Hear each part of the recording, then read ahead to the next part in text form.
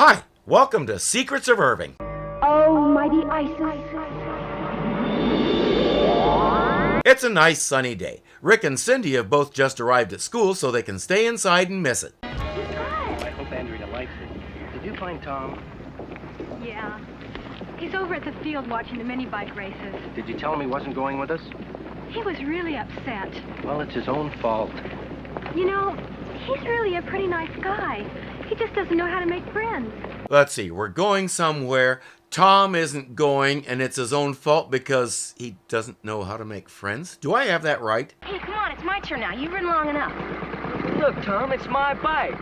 And I let you borrow it before. It was all I could do to get it back. I'll let you have my stopwatch. I don't want your stopwatch. I just don't want you riding my bike. He takes off, leaving Tom to fuss and fume. What's the trouble? I wish you knew. Out of gas? That's the biggest mini bike I ever saw. It looks just like the full-size dirt bike I used to have. Got about a half a tank. Here, let me look.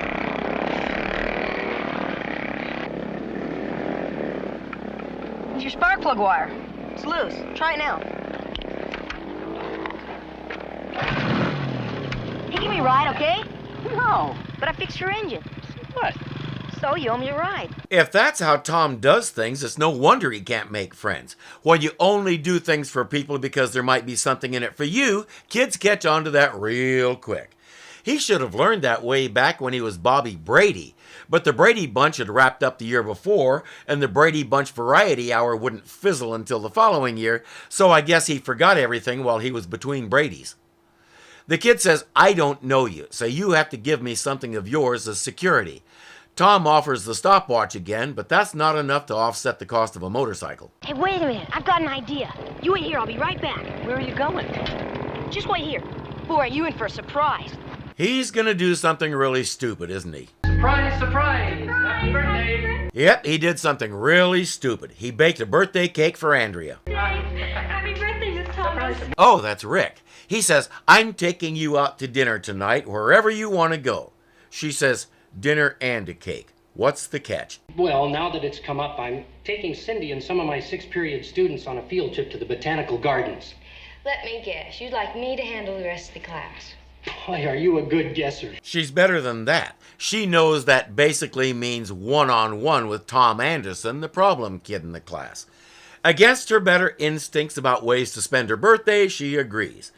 Meanwhile, Tom's plan to do something really stupid is proceeding unhindered. Hey, what took you so long? Well, my pop was home. I had to wait till he left. What'd you do, steal something? Not exactly. Take a look. I'm guessing it's not an expensive Cuban cigar. Wow, is that nice? My pop brought it home from the war. My name's Tom. What's yours? Joe, hey, boy, I bet old Mr. Rabbit would really sit up and take notice of this. Plan to do something really stupid? Complete.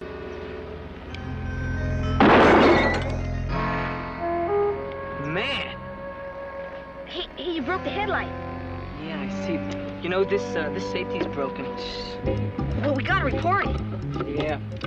Tell you what, you report it, and I'll see you later. We need to have a discussion with his dad about why the that thing was loaded.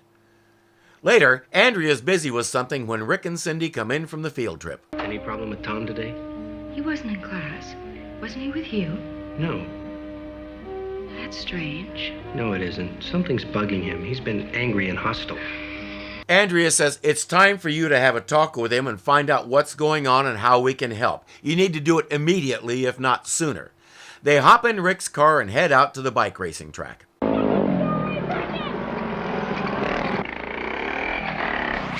When Cindy came in with Rick, Andrea asked her to go get some poster paints from her car and start working on posters for an upcoming carnival. So naturally, Cindy went out to the mini bike track to officiate the races. Terrific, Billy, you won. I beat him. He started sooner than the rest of us. I did not. That's a great way to make friends too, Tom. Listen, Tom Anderson, I'm the judge and timekeeper here. He won fair and square. Okay, what's the trouble? Nothing, Mr. Mason. Just a matter of opinion. Yeah, you said it.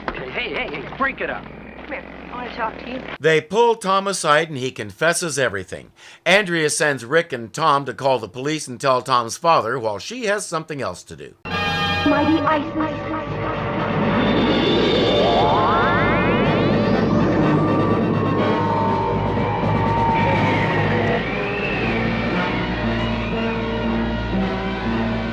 Today, we'll learn about something else ISIS can do. Time, turn back, and in your flight, let me see what is gone from sight.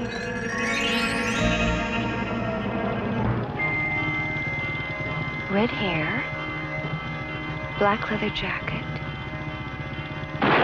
yellow mini bike.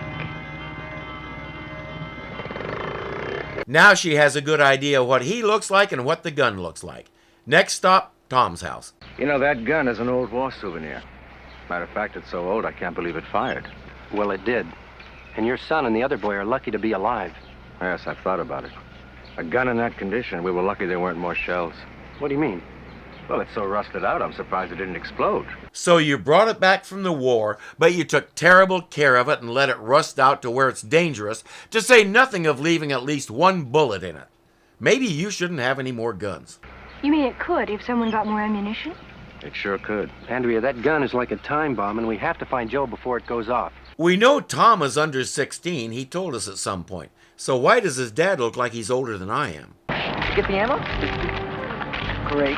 You know, sometimes it really helps to have an older brother. The gang can't find anybody in the yearbooks that looks like Joe, so they reason he must have dropped out. We kill a fair bit of time looking around town and not finding him when Tom's dad appears. The police just called. And? Somebody stole some ammunition that would fit my gun. But they wouldn't sell it to a boy Joe's age. They didn't. He said the guy stole it. Oh, I'm sure they wouldn't. But he could have an older brother or a friend. I wish they had delayed him until the police came.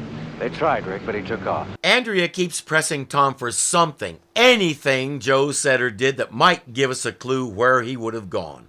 I've told you everything. Think hard. Hey, I do remember something. What? When Joe was looking at the gun, Yes? I remember he said, wouldn't old Mr. Rabbit sit up and take notice of this? Tom knows a few places to hunt rabbits, so they'll split up and check them all.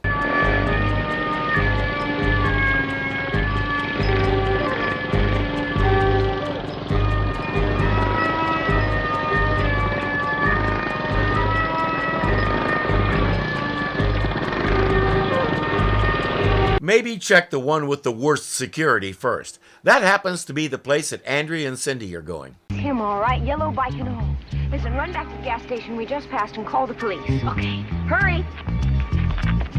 The boys hop on their bikes and head further into the trees. As soon as they're out of sight, Andrea does her thing.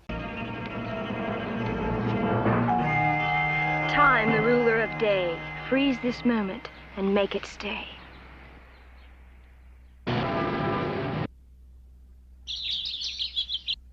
She froze the whole world, and we didn't even notice.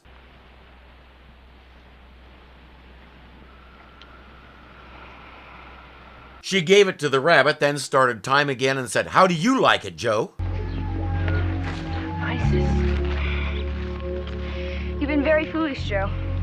Let me show you what might have happened. Oh, boy. Too bad she didn't pay attention to where the barrel was pointed when she did that. She had to pick up the entire tab for Joe's knee replacement. Maybe you can now understand what happens when you do things you shouldn't. Like playing with guns? How about stealing guns? That's a major felony in anybody's book. We hear police sirens and ISIS runs off. Both Tom and Joe will be under juvenile authority supervision for a while, but Tom is starting to make friends, starting with Joe, whom he talked into going back to school. They'll both be in Rick's class, but that shouldn't be an issue anymore. You know what's funny? What? That no one could give an accurate description about Joe. It's always that way. You're kidding. No. Okay, I'll bet you lunch that you can't tell me the color of your tie. That's easy. No cheating? It's, green. Blue. Is it? Well, what do you know about that? I know that you owe me lunch, and I'm hungry. I haven't watched the moral for this episode, but I'm guessing it goes something like this. Any gun is dangerous. Don't mess with guns because there won't always be a super-powered Egyptian goddess around to save your stupid butt. If you've seen the moral, you can tell me how close I am. I'll see you next time on Secrets of Irving.